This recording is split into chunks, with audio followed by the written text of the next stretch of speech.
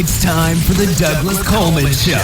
Mr. Smooth and Savvy is joined by guests from all walks of life, from the entertainment industry to authors to political and social commentators, the famous and not so famous, the controversial and the light and fluffy. We have it all. Now, here's Douglas Coleman.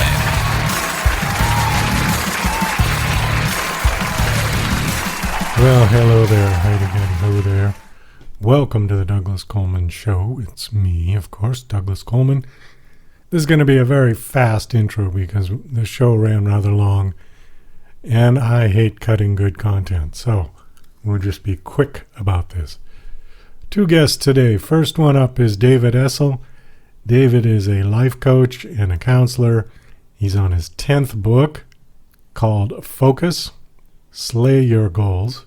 The proven guide to huge success, a powerful attitude, and profound love. He will be up first, followed by Andrew Wellborn.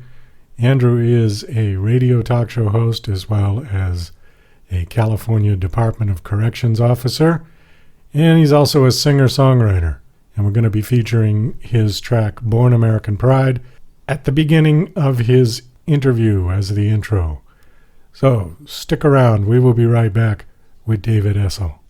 Hurry, Bullwinkle! The show's about to start! I'm coming as fast as I can.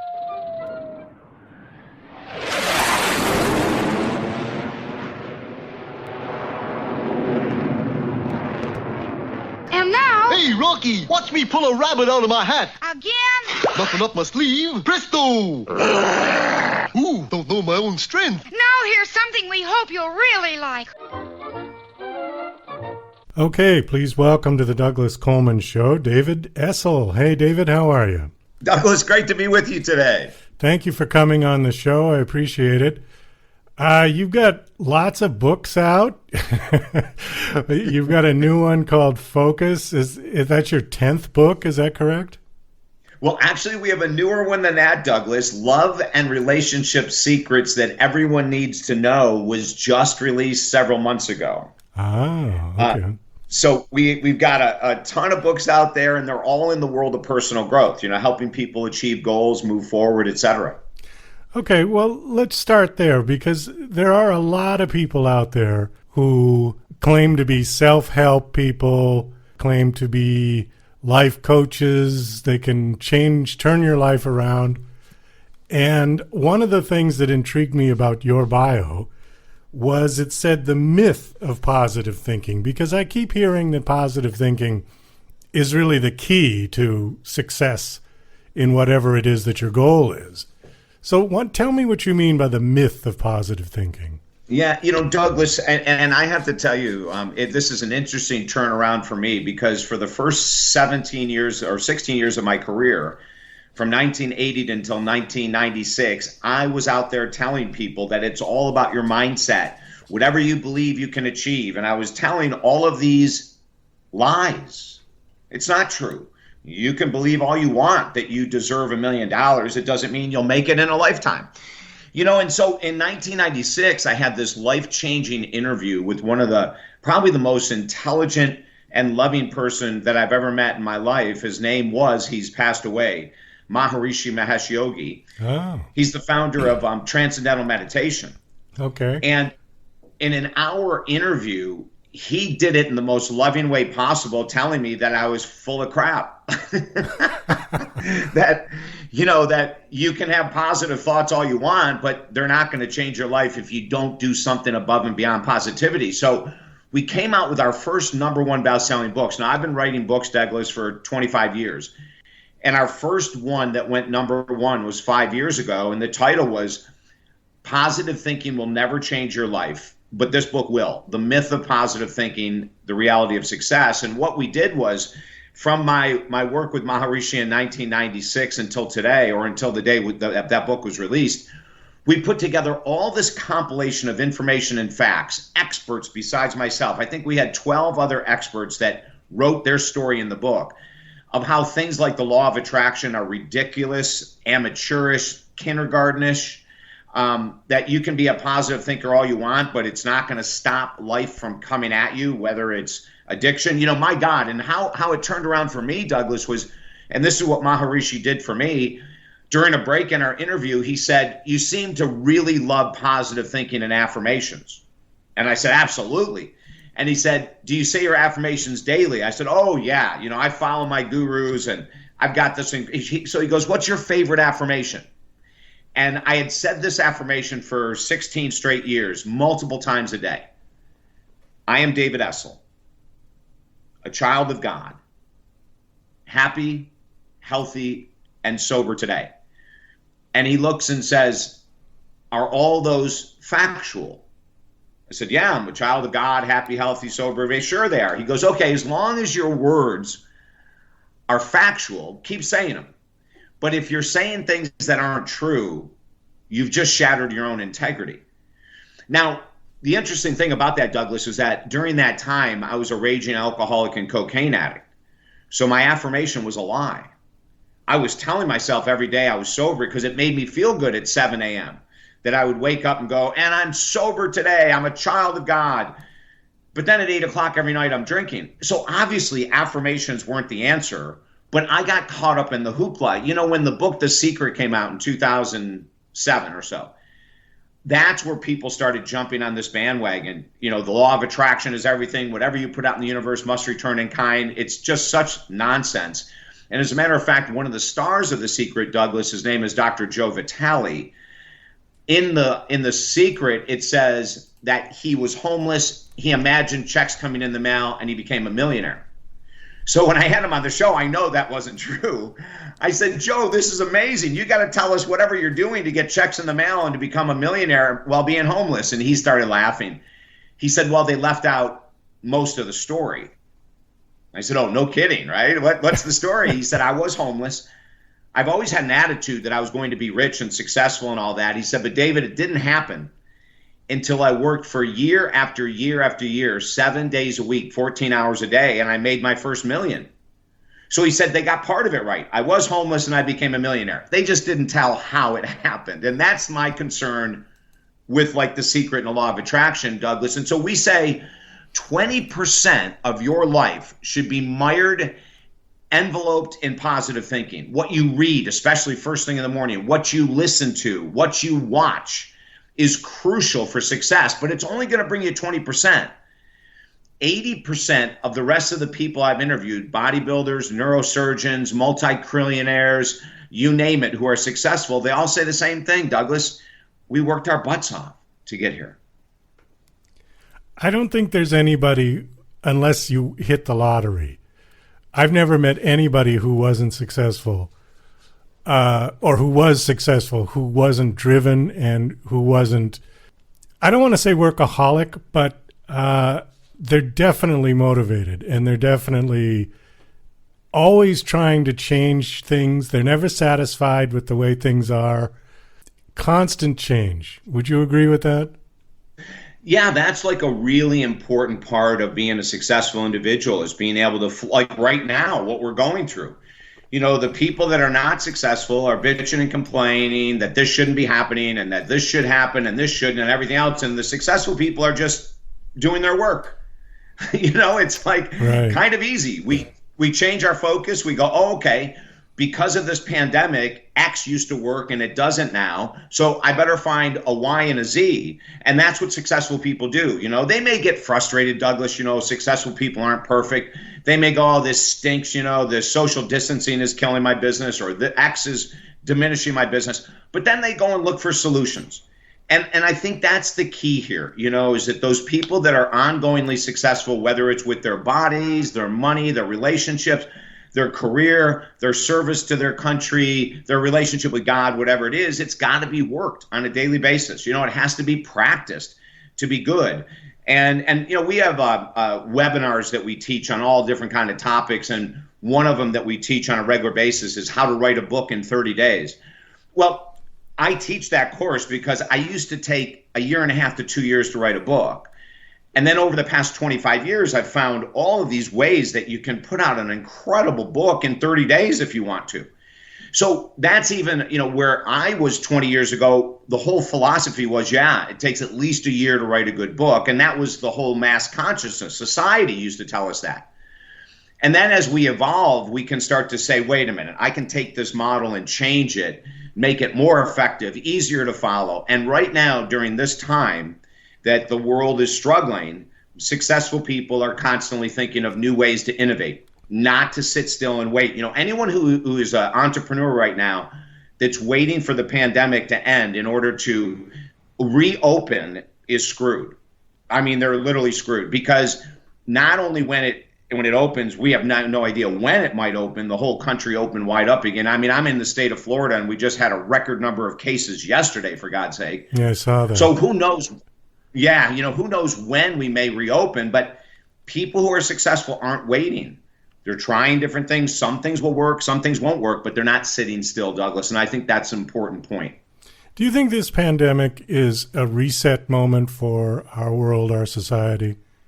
You know what I mean, brilliant ones are saying yes, Douglas.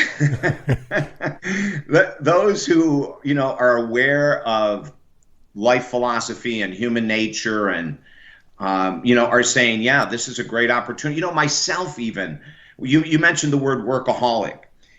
In February, we got hit really hard because 50% of our business is in Europe. We do a lot of counseling work over the phone and Skype with European clients.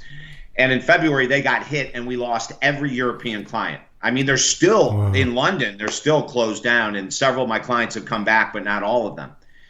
And so when we looked at that, we said, holy cow, we better start doing something different than relying on the one-on-one. Now, I have other friends of mine that are counselors that are waiting, for everything to get back in normal, and then they're going to go out and start marketing again. And I've spoken to them and said, this isn't the time to wait, but people have their own agendas. And I think that if you want to be successful, you've got to look at this and say, this is an opportunity. For myself, it's been an opportunity, Douglas, for me to look at that I was pushing too hard. If I look at last November through February, I was working way too many hours. Now, I've been doing this business for 40 years, but even I got sucked into the vortex of excitement. And the excitement to me was putting out a brand new book and then having another one in the hamper ready to go. But I really pushed too hard. And so when February hit, I realized I'd better start cutting back. And I did. And now we're starting to open back up again. But I had to take several months to sort of chill out because I realized that I was going into a burnout phase. Wasn't it John D. Rockefeller who said most people are too busy to become wealthy? That's right. It's what you do with your busy work. It's what you do. It's like I have real estate agents that will tell me they put in 14 hours a day. But when we do this program I have called the time recall sheet, they're busy. They're pushing paper around their desk. They're answering emails that aren't relevant to their business. And so we have a lot of people that will say they're working 12 hours a day. But if you look at the type of work they're doing, it's not going to lead them to the success they want. Let me back up to the Maharishi. Just for clarity, this is the same Maharishi that was involved with the Beatles? Yeah, the Beatles actually in 1960 fell in love with his teaching. Many of them got sober because of transcendental meditation. And they said to Maharishi, we believe so much in you and your work. We're going to take it all over the world. And they did. As a matter of fact, Douglas, about probably 10 years ago now, Paul McCartney did a free concert in Central Park in New York City. He paid for all the expenses. And the purpose of it was obviously to play his music, but he promoted transcendental meditation the whole time. So the Beatles were a big part of Maharishi's success. What was your takeaway from him after you did the interview? What did he leave you with? What changed? Well, this is a good question, a really good question. So 3 weeks after I did the interview, I was speaking in Orlando, Florida at a big event, and I got off stage and I was answering questions. People were in this line, and I'm answering questions, and there's this tiny little woman at the end, Douglas, and she was very patient. I finally got there. I said, I am so sorry it's taken so long. And she looks at me and she goes, David, we've got 20 minutes. I'm here to interview you. We got to hurry up and grab coffee, do the interview, and I got to catch a flight. I just came in to do this interview. So I said, wow, that's fascinating. What magazine are you with? And she looked at me and she said, I'm not. I said, well, who sent you here? She said, Maharishi. I said, are you serious? She goes, yeah. She goes, I live in Iowa. And he told me after the interview, he wanted to find out where I was speaking next, and he wanted me to fly down. So I flew down this morning. Here I am. I have one question for you. Maharishi wants to know, what do you remember from his interview? So Douglas, you're a very wise man. So, I looked at her and I said, I interview Wayne and Deepak and Susie Orman and all these guys all the time. And if you said to me, what did I interview Wayne with 6 months ago? I could tell you the 6 keys to spiritual freedom. And I said, but I can't remember a thing with Maharishi. And she said, that's normal. And I said, what do you mean? She goes, well, David, let me tell you this. What I'm about to share with you, you're probably not going to like, and you probably won't believe. But I'm going to be able to tell you, within a short period of time, I'll prove these words to be accurate. So tell me again, just try your best. What is one thing you can remember from Maharishi? So I looked at her and I said, the only thing I can really remember is that he was filled with childlike joy. And Douglas, he was. I mean, he giggled constantly. It was hilarious. That. Yeah, I've heard that about him. Yeah. So I would ask him a question like, I go, Maharishi, what's the purpose of life? What's the meaning? Why are we here? And he'd go, whoa, David, in this little Indian voice.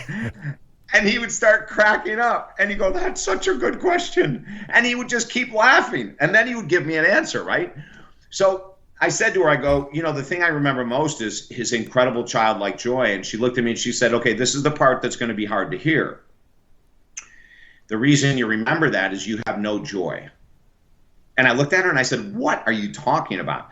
And she said, David, I've been with him 36 of his 40 years. Now, when I interviewed him, Douglas, the reason I got him on the show is he actually chose our show as the only media outlet in the United States to celebrate the 40th anniversary of Transcendental Meditation. Wow. So it was a very huge honor that we got, obviously. And she said, I've been with him 36 of his 40 years, and we will sit around and he'll speak to the staff for 8 hours straight. And we'll get up and talk amongst ourselves, and everyone will come up with a different thing that they remember he talked about. And then we finally realized one day, whatever you remember from Maharishi's lectures are what's probably missing from your life, or something you have to really work on, or something you have to let go of, but there's work there. So she looked at me and she said, David, I know you feel you're filled with joy. And I interrupted her, Douglas. I said, wait a minute, I don't just feel it, I am. I do what I love. I'm a counselor, I'm a coach, I'm a minister, I'm a radio host, an author. I said, oh my God, I live on the beach, my life is joyful. She said, I know you think that right now, but in a short period of time, you're going to awaken to the fact that that may not be true. And I said, okay, interview over. I said, listen, I love Maharishi. I'm not sure about you. I really am not, and I was laughing, but it was true. And so I got defensive because she hit a point that was true. 3 weeks later, Tuesday afternoon, 1996, 2:30, I come out of a 4-day binge. I look in the mirror and I said, David Essel, you have no joy. And Douglas, this is what I learned from Maharishi and his assistant. You cannot have an addiction to anything: food, nicotine, alcohol, drugs, television, righteousness, greed, sex, money. It doesn't matter. You cannot have an addiction to anything and be filled with joy. It's impossible. In that moment, I realized several things. Number one is that I had to get help and get sober because that was ripping my joy apart. Number one. Number two is that my affirmations were a complete lie for 16 years. Waking up every day and saying, I am sober, I am a child of God. It was all a bunch of nonsense. But saying that affirmation made me feel better, so I didn't have to give up the drugs and alcohol. And when I talk to people and they say, hey, I want to hire you and become financially free, and I'll say, what's your affirmation? And they'll say something like, I earn $1 million a year. And I'll say, great, now how much do you really earn? And they'll say 60,000. And I'll say, okay, well, you know that affirmation that you wake up with every day saying, I earn $1 million a year is a total lie, right? Like, you understand that. And they'll look at me and they'll go, no, this is what they teach with the law of attraction. And I said, well, they're teaching you to lie. Because if it's not true, it's a lie. And by the way, do you know how much you have to earn on a monthly basis to make $1 million a year? Of course, no one knows this answer. It's $82,000 a month. And then I'll say, do you know what percentage of Americans earn $82,000 a month? And it's like 2% of the US population. It takes an incredible gift, talent, perseverance, dedication, persistence above and beyond the average person to earn $82,000 a month. So through all of these trials and tribulations, Douglas, I came to the reality that my own industry, the industry of personal growth, is filled with so much nonsense, so many lies and deceits. You know, it's really sad. And yet when you look at the people that are doing super incredible things in this world, I don't see any of them posting their favorite affirmations that have helped them earn millions of dollars. You know, I haven't seen any bodybuilder post that the reason he has this body is because he had a vision board with an affirmation. You know, I don't know how many neurosurgeons said they got it because of the law of attraction. Most of them have to go through med school. Yeah, we hope. You know, yeah, exactly, you know. So, all I'm doing is I'm speaking logic. And, you know, when we released the book, Positive Thinking Will Never Change Your Life, and this is a funny story behind it. And that was 5 years ago. My publicist, TJ, approached Jenny McCarthy and said, we'd love to have David on your radio show. And she said, you know, I don't know if it's a good fit. I love the law of attraction. I love the secret. And so TJ convinced her. He said, hey, give him a shot. And if he can't convince you that his book is accurate, then switch topics or kick him off the show or do anything you want, you know? So I go into Jenny. She is amazing. I mean, literally. She is just an incredible human being. She's smart as hell. She's gorgeous. She's funnier than anything and very humble. So I go into the studio and we hug each other. This is pre-COVID.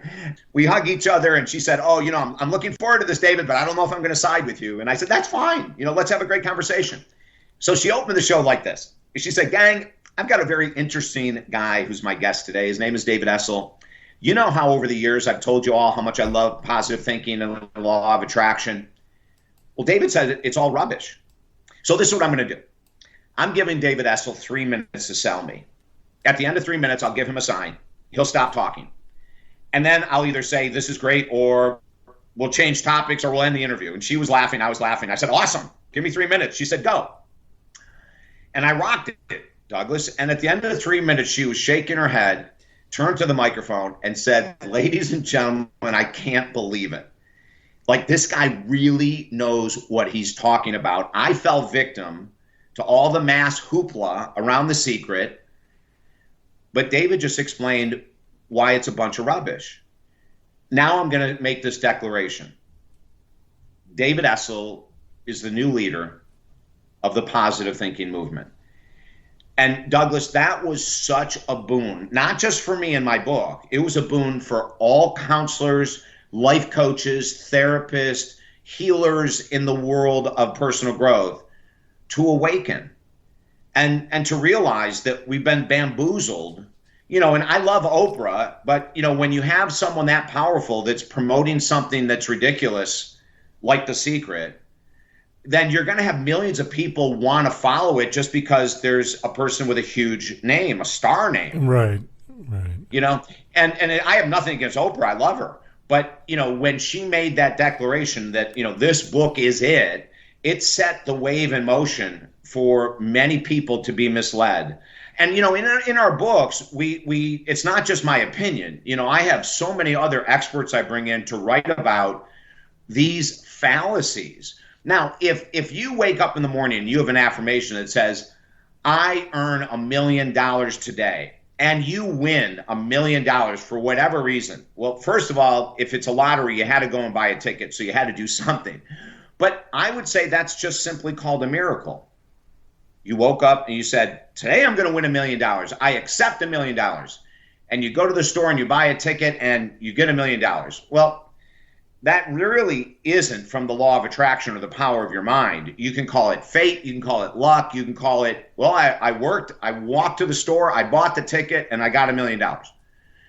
But there's too many people that are still out there. You know, thank God it's diminishing. But on social media, I still see people talking about the ridiculousness of, you know, oh, here's one the other day on Instagram. It said, if you ever have a negative thought, you don't understand the law of attraction.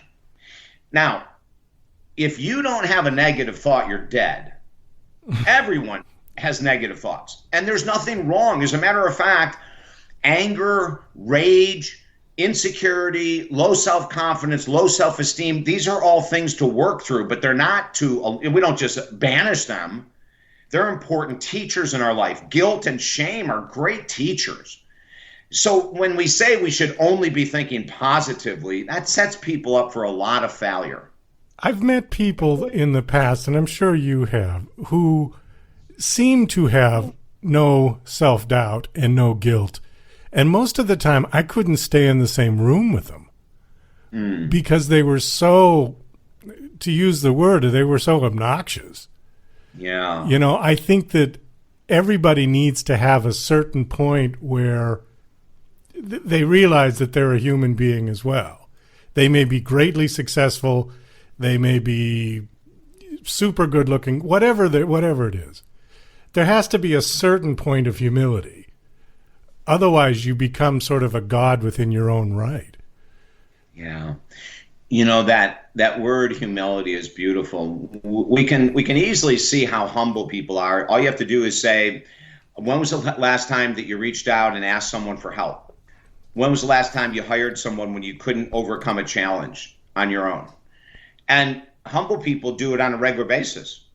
Sure. They have no shame to say, you know, I was struggling with this sugar thing, and I was struggling with this food thing. I couldn't get this, going to the gym on a regular basis. For some reason, I couldn't grasp it. And so, I hired a counselor, a therapist, a coach, a trainer, a nutritionist, something. And that humility is a beautiful thing, because without it, it's really hard to grow. If we think we have all the answers ourselves, we're going to get stuck pretty quick. Oh, yeah, absolutely. And I mean, that's another trait that I've noticed with very successful people is they do not want to be the smartest person in the room.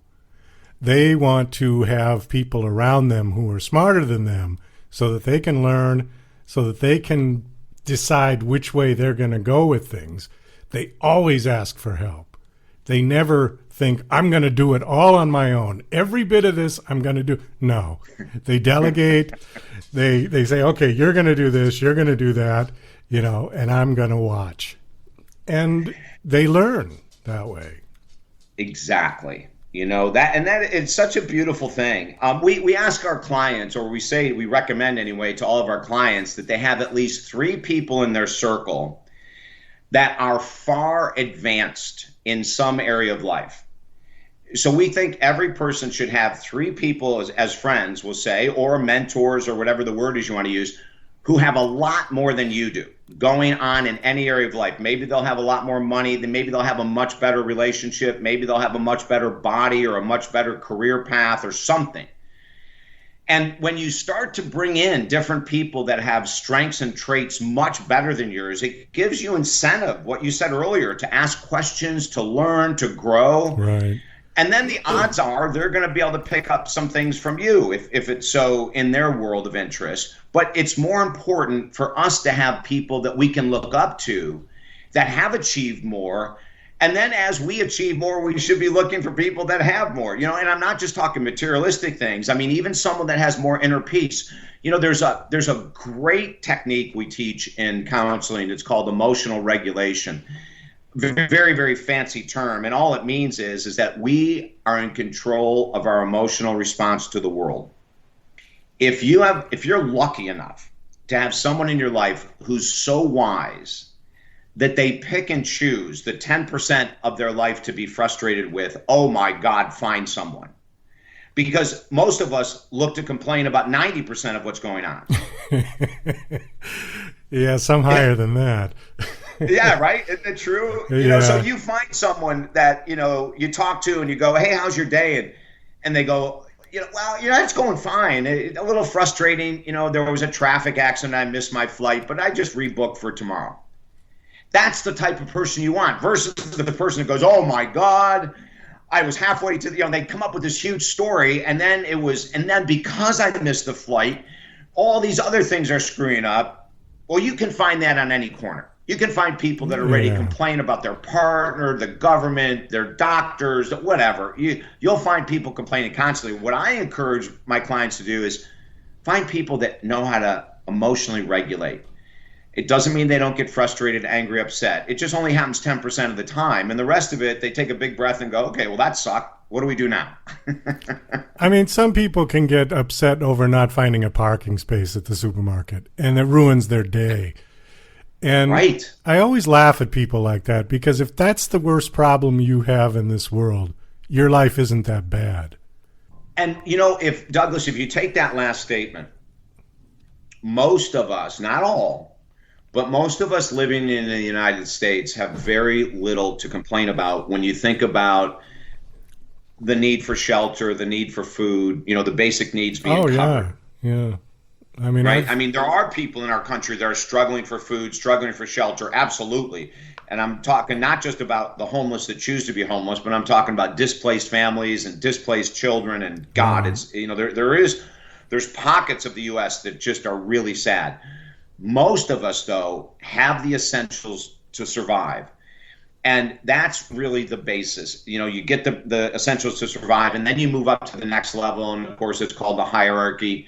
And you move up to the next level. But if the bottom level is filled and you have food and shelter and security, then we really need to be evolving, Douglas. And that means we need to be focusing on emotional regulation. We need to be dropping ridiculous concepts like the law of attraction that say whatever you believe you can achieve. Oh, and let me make this point about the law of attraction. A friend of mine, Dr. Eldon Taylor, who I think is probably one of the most brilliant minds in the world of personal growth, he actually wrote the foreword to the book, Positive Thinking Will Never Change Your Life, and he wrote something really interesting. He said the law of attraction, and he used the word kindergarten, is like made for kindergartners, where you have this belief, and whatever you believe must come to you. Whatever you put out into the universe must come back. Whatever thoughts you have must be returned. And he said, imagine if that was true, and you're in traffic and you're wishing this person was dead for cutting you off. Or you're a teenager and you're wishing your parents were dead because they just gave you curfew. Or whatever. We can have some pretty dangerous thoughts. And if the law of attraction worked by whatever you wanted positively to come into your life, it must also work the opposite way. Thank God it doesn't. I mean, there'd be some people walking around with no friends left and no family because they killed them all with thoughts in their brain. And we want to talk, realistically about this stuff and say, listen, let's get back to go ask bodybuilders, go ask car dealership owners that are very successful, go ask, whatever, how they got there. And if they turn around and say, all I do is sit in my room and say affirmations, please contact me. Let me know that there's someone out there that has created an incredible life by sitting in their room with affirmations. I'd love to talk to them. David, we got to wrap this up. You want to leave us with a thought or a suggestion or something? Yeah, I think, the number one thing, Douglas, that we always say is pick one goal at a time to work on. Don't overwhelm yourself with more than one major goal. If it's weight loss, money, relationships, whatever the major goal, whatever your major challenges in life, choose that to go after, number one. Number two, if you haven't been able to accomplish that for a number of years, you'll probably never accomplish it on your own. So the second law that we love to encourage people to do is if it's a big goal, get an accountability partner, someone to hold your feet to the fire, to make sure you're doing on a daily basis what it is that you need to be doing.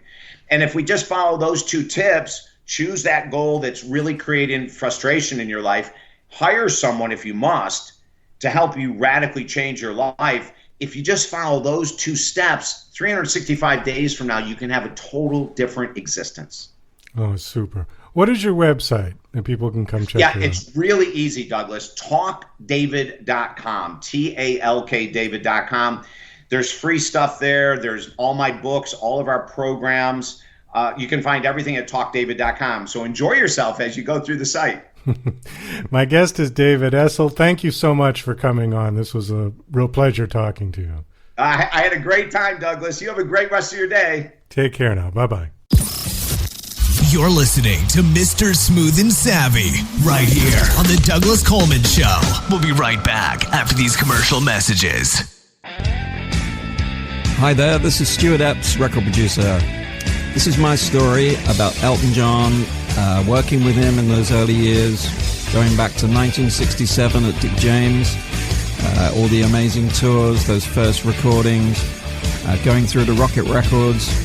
And it's an amazing story about his incredible rise to stardom and my part in that. So look forward to taking you on that journey. So here we go. Yeah, and to order this great audio CD, please just email me at stuartepps@talk21.com. That's Stuart, Stuart, Epps, EPPS, at talk, TALK, 21 in figures.com. Stuart Epps at talk21.com. Email me and I'll give you all the details for buying this brilliant audio disc. Thank you. Bye. DJC Music and DJC Productions are pleased to announce a brand new website. We have started a listing website for radio show hosts as well as potential show guests. This is a meeting site where hosts and guests can come together. Show hosts can list their show and types of guests they're interested in booking. Potential guests can list their talents, bio, accomplishments, or anything they feel makes them an interesting radio show guest. There are no recurrent payments, only a one-time $5 listing fee. Your listing will stay up until you decide to cancel. Previous guests of The Douglas Coleman Show are welcome to submit their guest listing free of charge. Go to radiohostsandguests.com. That's radiohostsandguests.com. Acclaimed author of Garden, Jane Yates brings you the first book in a new trilogy, Octopus Pirate, a story of a foundling who has unusual talents, such as the ability to communicate with octopuses. As a baby, he was washed up on an island off the Scottish mainland. An eccentric former nun who lives alone with cats brings him up. He joins a circus and narrowly escapes plots against him, flees to Cornwall, builds a replica pirate ship that's also an airship to travel back in time to fight real pirates. Get your copy today from Amazon, only 99 cents. Tired of living in a culture of lies, fake news, and alternative facts? The Pro-Truth Pledge reverses the tide of lies by calling on politicians, and everyone else, to commit to truth-oriented behaviors. The pledge asks signees to commit to 12 behaviors that research in behavioral science shows lead to truthfulness, such as clarifying one's opinions and the facts, citing one's sources, and celebrating people who update their beliefs toward the truth. Private citizens who sign the pledge get the benefit of contributing to a more truth-oriented society. Public figures get more substantive rewards for signing the pledge in the form of positive media and public recognition. The pledge crowdsources the truth by asking volunteers to evaluate the statements of public figures who sign the pledge. Take the pledge, demand that your elected representatives do so, and encourage your friends to take it at protruthpledge.org. Are you an independent musician? How would you like to have your songs played on hundreds of radio stations just like the one you're listening to right now? Join MusicSubmit.com and we'll promote your music to radio stations and blogs in your genre. It's free to set up your account, and we guarantee your music will be considered for airplay by radio stations worldwide. Why not sign up today? It's free. MusicSubmit.com. Radio promotion for indie musicians. Hello, everybody. I'm Andrew Wellborn. You're listening to me on The Douglas Coleman Show. Getting ready to hear my brand new single, Born American Pride. I hope you like it, America. From the California mountain boys to the hills of Tennessee, we know how to keep alive this freedom we believe, given by nations past from those served and died. They gave us right to life, liberty, and our born American pride.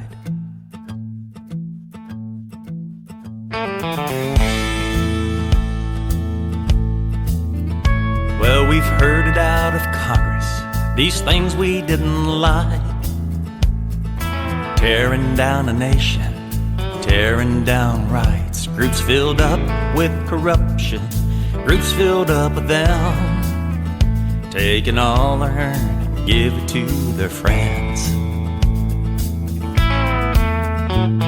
Well, my daddy was no rich man, he grew up kind of poor.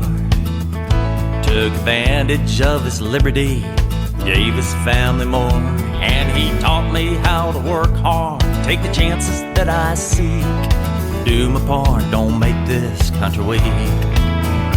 From the California mountain boys to the hills of Tennessee, we know how to keep alive this freedom we believe, given by nations past from those who served and died. He gave us right to life, liberty, and our born American pride. Yes, I'm proud to be an American. I'm proud of who we are. And I know what it took for us to unite 50 stars. Not the people out there on the streets who won't scream and shout. Well, I'm not sure just what they're screaming about. And I get sick and tired of listening to them talk about how this nation's bad. Nothing gets me more upset when a loser burns the flag of the greatest nation on God's earth, because of those who served and died. They gave us right to life, liberty, and our born American pride.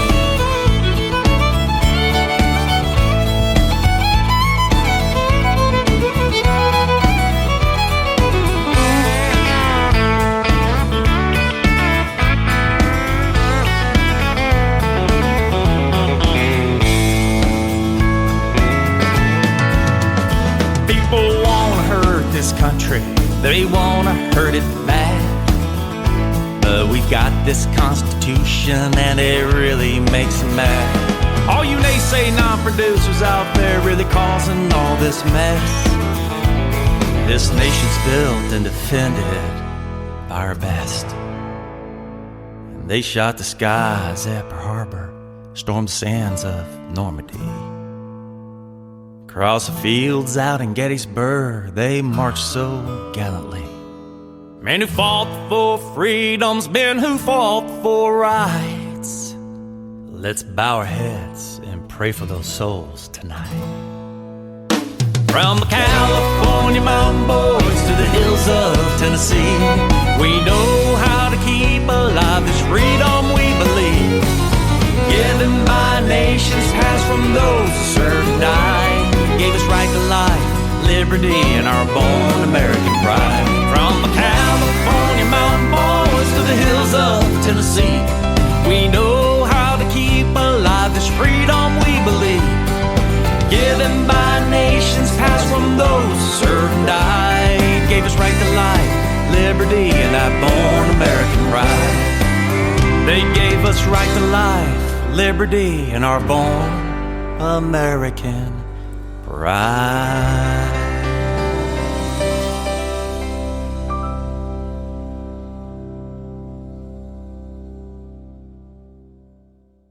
Okay, please welcome to the Douglas Coleman Show, Andrew Wellborn. Hey, Andrew, how you doing? Hey, Mr. Coleman, we're doing great. And first of all, I want to thank you because it's a pleasure being on your program today. And I'm looking forward to having the conversation and getting to know you and getting to know your audience, and hopefully have them an opportunity to get to know me a little bit. Well, thank you very much, and it's a pleasure to have you on the show as well. I was just looking over your bio. You're also a radio host. You've got a show called the 503 Report, and you've been doing that for 9 years. Go ahead, tell us about that. Yeah, 503 Report. We're up here in northeastern California, just above Reno, about, an hour and a half out. Up here in the beautiful Sierra Nevadas, with the mountain range up here. The real Northern California, as a lot of people put it. And we do a local radio broadcast, political talk. And we've been doing the show for close to 10 years now. And with a variety of topics, mostly California, political issues. A lot of our guests include our local congressmen, our state representatives, and from time to time, business leaders out of Sacramento. And very, very different individuals who just want to make points of view sometimes. We've been doing this show for a little bit. It's a fun show. We coined the phrase "where America's voice is heard" because that's truly what we are. Even though we may take a little conservative side, it's not really the point of the program to try to convince somebody or to try to change their point of view. It's just an opportunity to open up conversation, which is something that I think is missing quite a bit out there in radio land and in the media today. So we've been pretty successful in this area having that conversation from all points of view, and it's been a lot of fun. A lot of work, as you know, hosting a show, making sure that guests are lined up and making sure that the appropriate times are met, and then accommodating everybody's schedule. But we've been able to do it successfully, and we enjoy doing it. Well, it's interesting you're in California, because I think a lot of people are under the impression that the entire state of California is as liberal as San Francisco or Los Angeles, and it's not true at all. In fact, there was one time, or I don't know if it got on the ballot or not, but they wanted to split California into two states. What was it going to be called? North California and South California or something like that? Oh, it's commonly known as the State of Jefferson movement out here in the northern part of the state. Splitting the state is something that it's common dialogue in this region up here. Of course, we're north of Sacramento. We're up here in Lassen County, Butte County, Siskiyou County, way up here in the north in this region, Lassen, Plumas, Sierra counties, Placer. And you're absolutely right. The big conception is that the entire state is a little more left than center. And it shows up sometimes in the voting. And, not to bore the audience in the voting details, but the reality is that the big problem the state of California has today, more so than anything, is a lot of the conservative votes have left the state because of the policies and the issues that the legislature has put and the voting policies. And so it leaves the majority, or should we say the populace vote becomes the majority vote. And up here in Northern California, it's totally opposite. Yes, the State of Jefferson movement is something that's very big, splitting the state into two states. It comes up quite a bit. It's obviously a big topic that is on my program from time to time. And with the movement now within the United States Congress to possibly give statehood to the District of Columbia, boy, I tell you what, it's really, really boosting up here for the same thing. You think that would work, to split California into two? I think that obviously, without a doubt, if we want to take a look at the history of the United States, we could say the United States has done a lot of things wrong, and we can point out the flaws of this great nation. But one thing that has never happened is the failure of a state. So statehood is something that's been successfully done throughout the United States history. And the economics of California would be beneficial to both states if they were to split into a northern state and have a southern state. The economics, could be worked out. And that's obviously going to be the big problem, is convincing the folks of the economics. And then, of course, name. The biggest issue that a lot of folks have up here in Northern California, but if you're born in California and you're a Californian, I'm originally from the state of Texas, identify as a Texan, and it's tough to get people to become a Jeffersonian out of the blue when they've been a Californian their entire life. But there's just really simple issues that could be fixed. It could be very beneficial to the southern part, and it could be very beneficial to the people who live in the north. And the biggest issue and hurdle that would have to be overcome is the water, and that's simple. Those contracts are already in place, and just to ensure that Southern California has the water that comes from the northern part of the state. Well, I think it's something that probably is worth debating. Did it ever get on the ballot? Yeah, it was on the ballot, and then it was off the ballot. And we've had some wacky proposals of 5 splits here, 2 splits there. But one of my good friends and a host is a former member of the state assembly, and he recently retired as president of the California Broadcast Association. His name is Stan Statham. And Mr. Statham led the way in the legislatures several years ago in the early 90s. And he almost got it to a vote, but some political issues came up, and there was not related to what his proposal was. But it just ended up dying. But yes, it's come close to actually coming into the legislature for a vote. Now, it's a tough venture. And it's going to be a tough thing to do, and it comes up and it goes. It comes up and it goes. But, you know, the reality is that, it's going to be tough to do. But it is very possible, and it can work. The biggest issue that the movement has up here in Northern California is having the most credible people to get behind it. And just like in the formation of our nation, it wasn't until credible individuals got behind the movement that we actually had our revolution and became independent, and the rest is history with the nation. That's what it needs up here in Northern California, is just getting the right credible individuals behind the movement. And there are a lot of credible individuals who believe and support it, but just not willing to put their name on it at this point to try to champion the cause. What do you think about what's going on in this country right now with the sort of radical left movement that seems to want to destroy the entire history of this country? That's historically what radical left does. You know, when you ask me what I think about what's going on in this country, I think this country, to a degree, we've lost. I don't want to say we've lost our minds as much as we have just lost our ability to identify. And what I mean by that is, for years, we have failed to teach proper history, I believe, in our school systems. We see it out here in the state of California all the time. Not that I'm an expert in education, not that I'm an expert in history, but it's pretty easy to have a conversation with a young man or a young woman who just recently graduated from high school out here in the state of California and ask them some basic history questions, and their answers are obvious. And so the movement that's going across America is something that's been building on for decades, and unfortunately we've allowed it as individuals to be taught in our school systems. To erase the history, well, I mean, that's and to destroy values and to destroy identity, I mean, that's right out of the Communist Manifesto. I mean, that is 100% the tactics that are used for any type of political takeover within the socialist history of Europe. But we're not teaching that. And I think, and one of the points that we kind of discuss on my program from time to time, is that I believe that we have a young generation today that actually believes that the ideas of socialism and the principles of Marxism can actually operate under the protections of a constitution.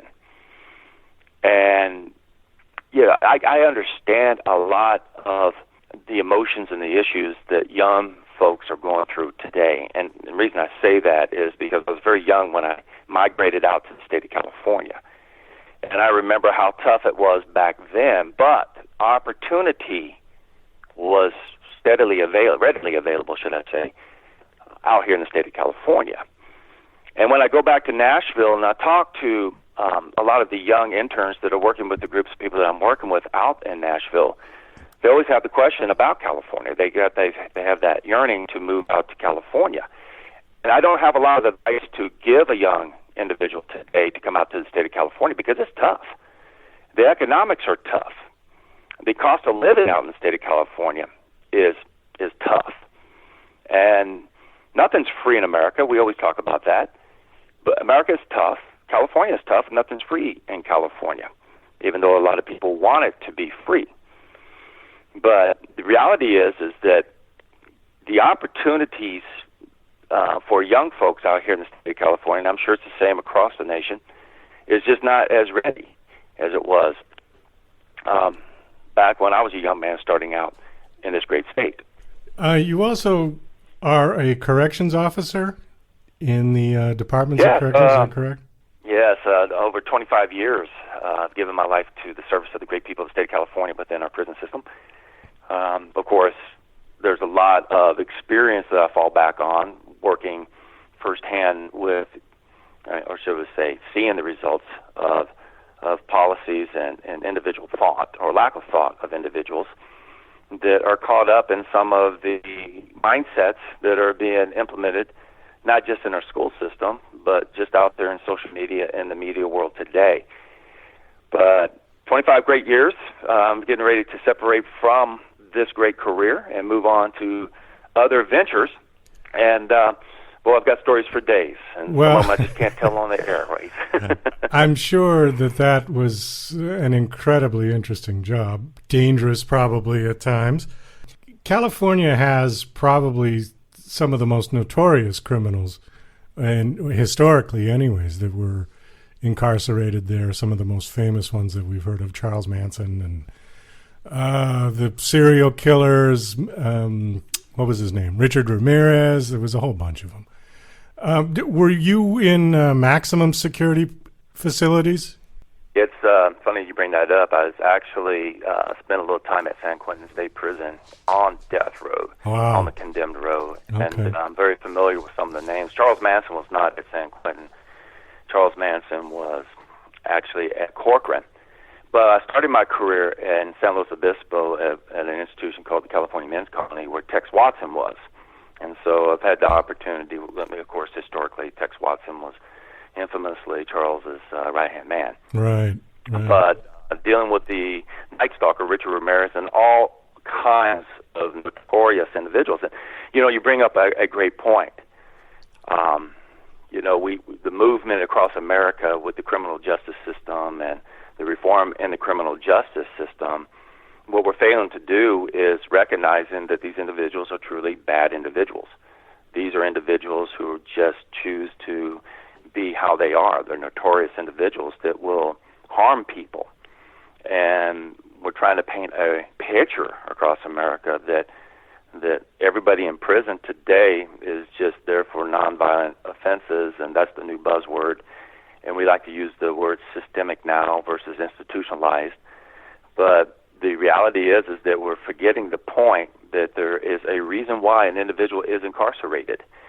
And that individual has really, really broken not just a minor law, but some serious laws within our society.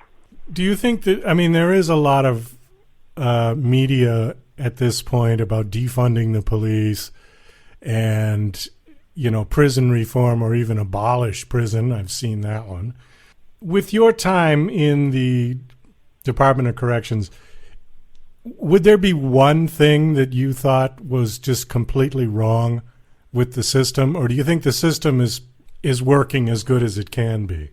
It's a little bit more than just one thing. The system is not perfect. By all means, individuals are not perfect that run the system. It all comes down to the individuals that are in charge, that work within a system.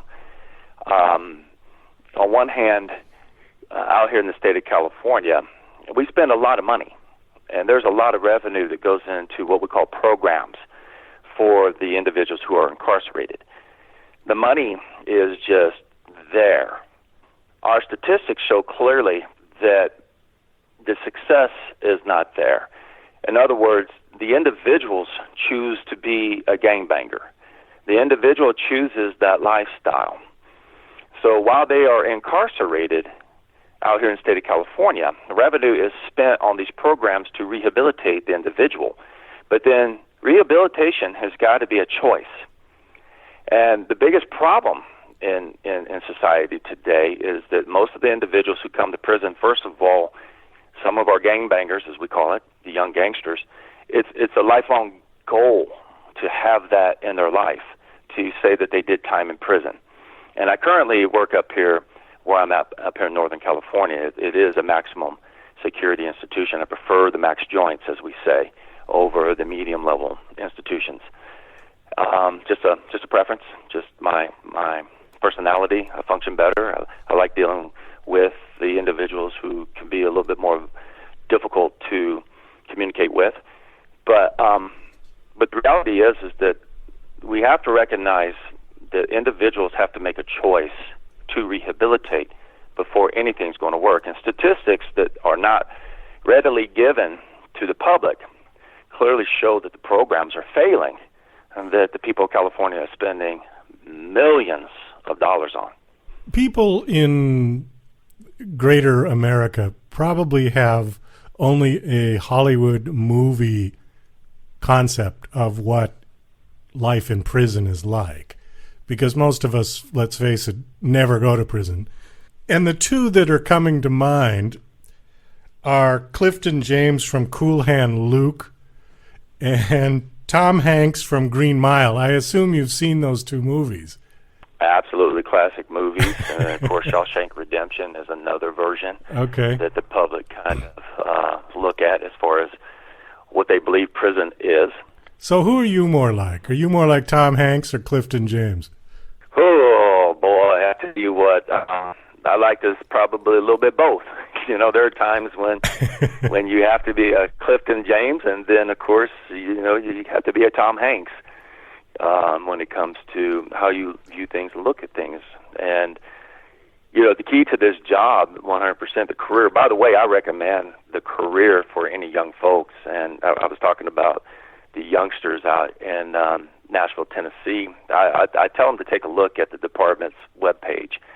If you want to come to California, come into the department, because it's a good paying job, and you'll be able to land on your feet pretty good as you pursue whatever it is you want to pursue out in California, which has allowed me to do. The key to this job, there's phrases that we use. It's called being fair, firm, and consistent, and then communicating. And that's exactly the secret of success when it comes to dealing with the day-to-day of the incarcerated. And inmates, they have what's called a program, and what we mean by a program, that is their daily routine. And they're like most people, they don't like their daily routine disrupted. And for the most part, they also want it to be consistent. So if you maintain that consistency, and I'm not talking about just sitting back and not doing anything all day, but when they know who you are as an individual, then that establishes the line of interaction. And that's 100% what you kind of see within both of those movies. You see it with The Green Mile. Now, there's times when I watch movies like those movies or classic movies where, it's an unfair depiction, should we say, of what people think a prison guard is or a prison guard acts like.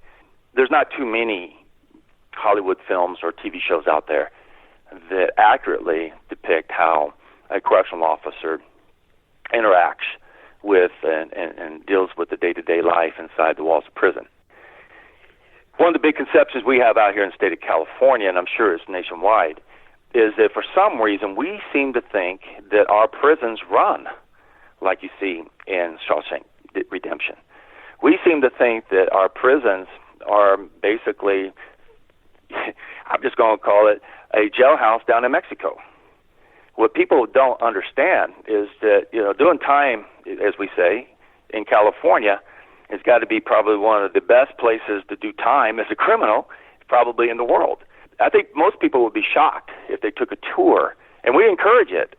We get out there all the time. As part of my profession, I represented the California Correctional Peace Officers Association. That would be our union, as a representative for a lot of years. And we always encourage members of the legislature. We always encourage members of the public to come inside and take walks and tours within the prisons. But and I guarantee you, it's almost the same reaction at the conclusion of the tour. We always hear, "Man, I had no idea. I had no idea that this is how prison was." And most folks would be shocked. Well, I think you're right, because I've seen documentary films, particularly one that I remember is about the sort of number one prison in Thailand. And it's unbelievable. It's brutal. The people are sleeping on the floor, body to body, no air conditioning. The temperature in there is, with the humidity, is unbelievable. They have to have somebody on the outside putting money in their account to buy food. So some people just don't even have food. Yeah, it's pretty amazing. And then, you see some documentaries on the prisons in America, and they seem to be clean. There's always the Hollywood myth ones. The one I'm thinking of is Runaway Train. Did you see that movie with the Alaskan prison? Yeah. That place was pretty gruesome, but I think a lot of that just had to do with how isolated the place was. We're kind of running out of time here, and I wanted to hit on your music. You're also a country singer-songwriter. Tell us quickly, actually, did you start doing that before you got involved with the Department of Corrections? Was that something you were doing as a younger? Yeah. Yes, sir. That's when, as soon as I landed out in California, we began working. I landed in San Luis Obispo, California, and most people back then, they didn't even know where San Luis Obispo, California was, and compared to today. But, there was a nice little music scene. I like to refer to it as mini Nashville. There's a lot of retired road musicians that lived in that area. And yes, we began writing. My father and I began writing songs at an early age. My father was one of those individuals who worked hard every day and, still tried to pursue his dream, and that's where a lot of this has come from. So over the years, my father and I just wrote songs, and I was able to land a job. It was a temporary job, an annual job with the Paso Robles Mid-State Fair right there in Paso Robles, California, just north of San Luis Obispo. And I was able to work my way into a position to where we would know who the entertainment was that was going to be booked. And so my father and I would write songs, we'd record them, and give them to the managers, give them to the artist personally, and send off the songs just like most people do in the business. Now, we would get offers. We would get offers frequently on some of our work, but they were just horrible offers when it comes to it. And we just realized that we're just not going to give the songs away, as the industry goes. And so as the years went by, yes, I was working in the prison system right there, and I just stayed with it. The trend was changing. The 90s was moving the way the 90s was versus what my father and I were doing in writing. And, we just kept at it. But the career gave me the ability to move forward and to build a life and to continue this goal. Well, tragically, my father passed away a few years ago. And, it's a pretty emotional part of my story and part of my life. But after he passed away, a couple of years later, my wife and I, we ended up, who I met in San Luis Obispo, who actually was in the career with the department with me over the years, both working in the prison system. We ended up going back to Nashville. And I did not want to go out to Nashville, but we ended up going to meet some friends out in Nashville. And, boy, it hit me at that point in time. And I booked some studio time with Top Studios, John Nichols.